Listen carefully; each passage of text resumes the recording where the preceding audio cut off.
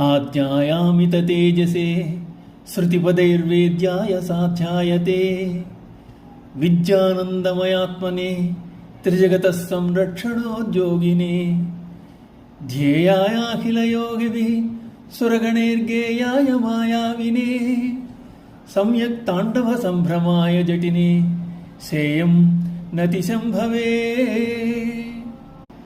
జగత్తునకు ఆద్యుడు, అపరిమిత తేజస్సు గలవాడు, వేదవాక్కుల చేత తెలియదగినవాడు, భక్తానుగ్రహార్థము ప్రతిమాది రూపమును ప్రతిష్ఠింపబడినవాడు, చిదానందమయాత్మస్వరూపుడు, ముల్లోకముల సంరక్షణే ప్రవృత్తిగా గలవాడు, ఎల్ల యోగుల చేత ధ్యానింపదగినవాడు, దేవగణముల చేతనే గానము చేయదగినవాడు, చిచ్చక్తితో కూడినవాడు, సమంచిత తాండవ నృత్యమునందు సంభ్రమించువాడు, జటలు ధరించినవాడు, శంకరుడు సుఖగరుడు నీకిదే నా నమస్కారం.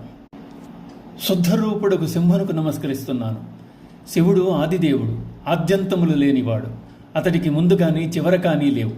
తల్లిదండ్రులే లేనివాడు. సృష్టికి పూర్వం ఉన్నది అతడే. అలాగే ప్రళయకాలంలో యావత్ సృష్టి లీనమైనప్పుడు సాక్షీభూతుడుగా నిలిచిపోయింది ఈశ్వరుడే. వేదాలలో ఈశావాస్యాది ఉపనిషత్తుల్లో ప్రతిపాద్యుడు మహేశ్వరుడు. ప్రకృతికి మించి ఆవల వెలిగిడివాడు. ఏ రూపంలో కొలిస్తే ఆ రూపంతో దర్శనమిస్తాడు. భోళాశంకరుడు, భక్తవ శంకరుడు, భక్త సులభుడు అని వివిధ నామాల్లో పిలువబడే శివుడు నెత్తిన కాస్త నీరు పోస్తే చాలు పరవశించిపోతాడు. ఆశ్రయించిన వారి తలవ్రాతను మార్చివేస్తాడు. యోగమూర్తి. అందుకే యోగులందరూ శివుని ధ్యానంలో ఉంటారు. 3 కన్నులతో ముల్లోకాలను చూస్తూ ఉంటాడు, సంరక్షిస్తూ ఉంటాడు. త్రికాలజ్ఞుడు.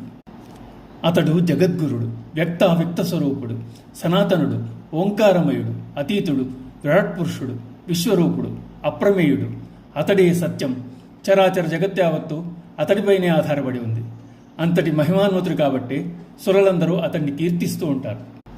తాండవారంభ సంభ్రమోద్ధరుడైన అట్టి శివుని కోరి కోరి నమస్కారం చేయాలంటున్నారు శంకరాచార్యుల వారు.